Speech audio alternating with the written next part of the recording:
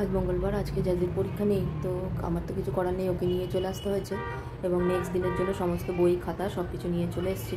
তো অনেক সকাল সকাল যেহেতু ওঠে, সকালবেলা এসেই পড়তে বসলে একটু রেস্ট নিয়ে নে।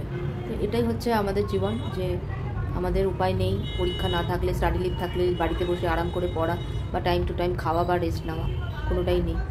জাজু, জাজু, ও জাজু, এবারে ওঠো মা, 1 ঘন্টা হয়ে গেছে, ওঠো। তো দেখুন দেখেছে, এখন একটু চোখ মুখ ধুয়ে আসবে, এসে আর একটু ব্রেকফাস্ট করবে।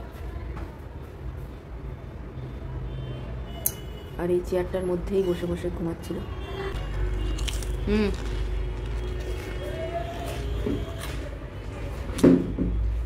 আঁচলে মুখটা মুছে ফেলো, রুমাল তো আনুনি।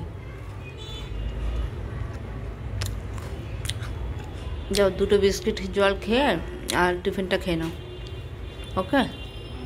তো সকালবেলা টিফিন তো বিশেষ কিছু অ্যারেঞ্জমেন্ট করতে পারিনি। 2টো কলা দিয়েছি আর একটু আঙুর আছে, আর 2টো বিস্কিট জল খেয়ে তারপরে এই ফলগুলো খাও, ঠিক আছে?